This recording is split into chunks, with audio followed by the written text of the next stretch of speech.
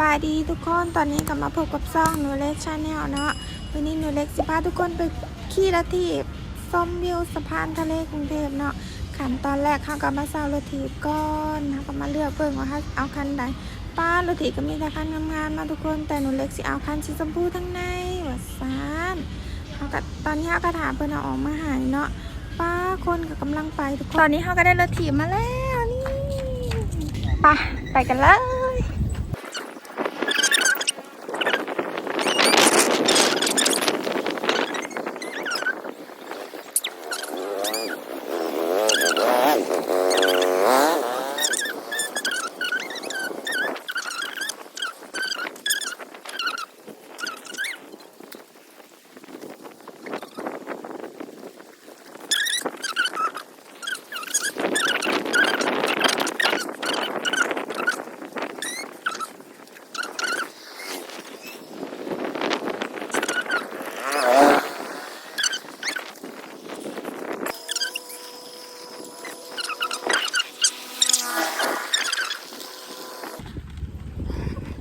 ตอนนี้ก็ตัวเงียบๆแน่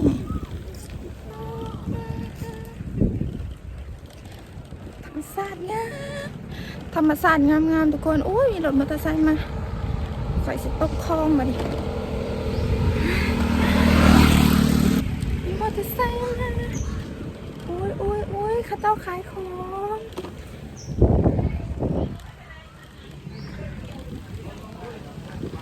กล้องสั่นก็ขอโทษขออภัยนำเด้อทุกคนใส่มือจับเองตอนนี้ก็มาฮอดอุโมงค์ต้นไม้ของแท้สิ่งที่คนมาเลยเราก็ไม่กล้า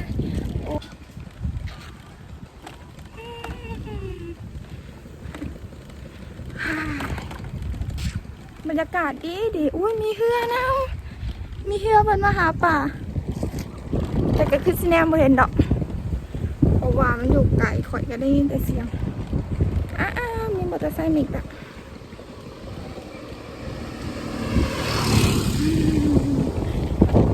โอ้ยเย็นขนาดเลยป้าลมผักว่าจริงบักเย็นนึงอุ้ยบอนนี่ก็สิเป็นห้างค้าขายของมาจักว่าเพิ่นมาขายของเด้บอนนี่ก็เป็นประมาณนี้แหละ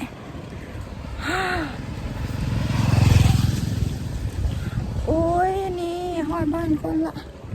อันนี้ก็เป็นบ้านคนแบบนี้เนาะเข้าไปทางในก็จะมีอีก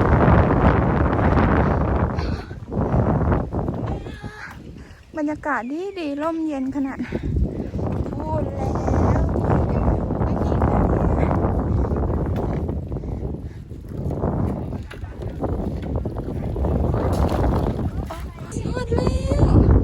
นี่แหละเข้ามาทางในมันก็จะมีบ้านคนอยู่ลมเย็นๆเลยคันมีเสียงลมแห้งก็ขอโทษขออภัยด้วยเด้อบรรยากาศมันดีเนาะลมก็สิแห้งเลยจักหน่อย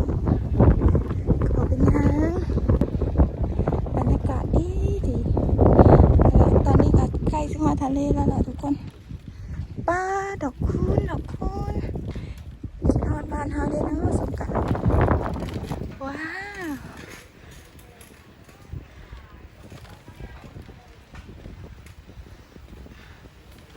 นี่แหละงามมันก็สิมีบ่อนพักผ่อนคือเนี่ยก็สิมีห้องน้ำแล้วก็บ่อนนั่งพักผ่อนซิมีมันก็สิมีคนมาอยู่ข้างหลัง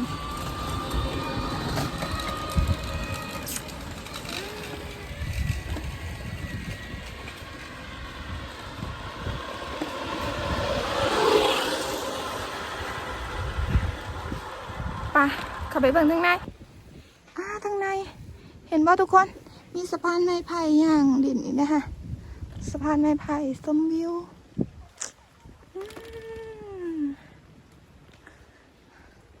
กล้องสั้นนี่ก็บ่เป็นอย่างหรอกเนาะให้อภัยกันเป็นจังไดก็ตีส่งเงินเข้ามาได้เด้อ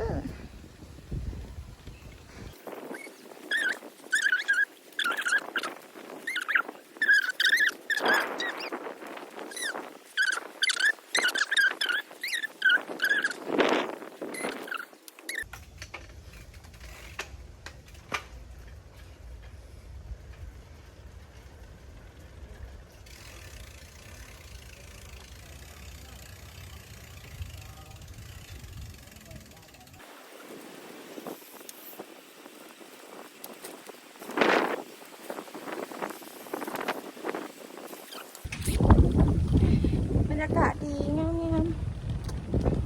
งามๆเนี่ย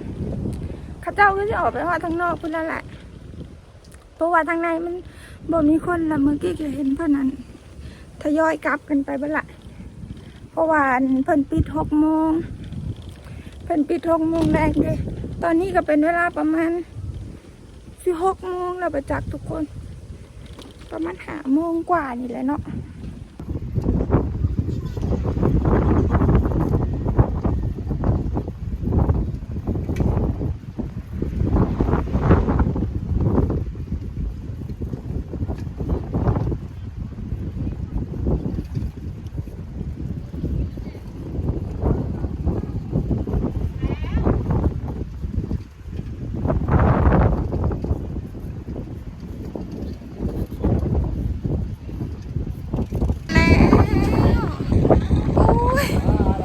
ลมแห้งขนาดเลย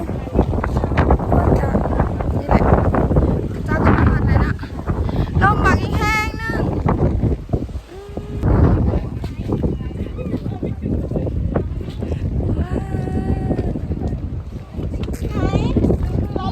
โอ้ยเป็นไง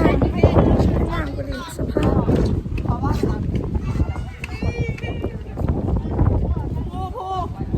วันนี้เป็นตัวบ้านรอผู้ใหญ่ไม่ไปนะ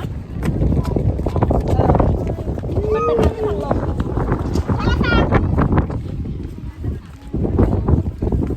ลมเย็น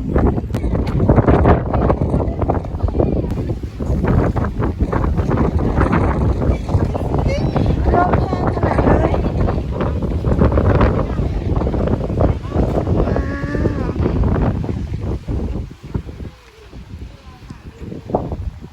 นี่ซุ้มของเพิ่ง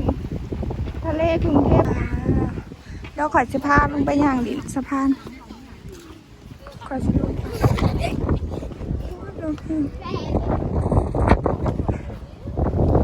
วเหนียว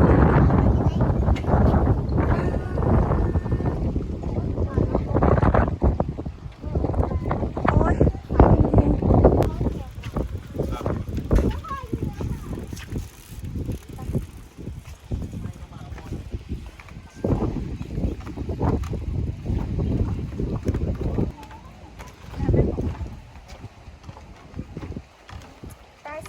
ไปเบิ่ง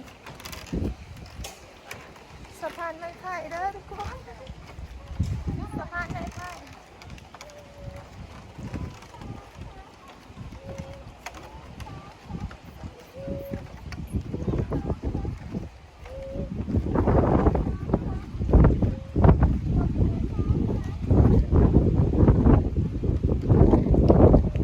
ปะกลับกัน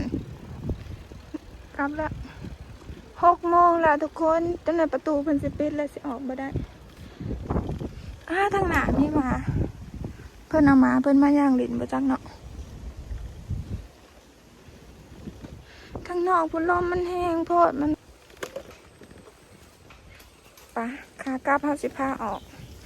เส้นทางข้างนอกเส้นทางข้างนอกว่าซ่านบ้านข้างนอกก็งาม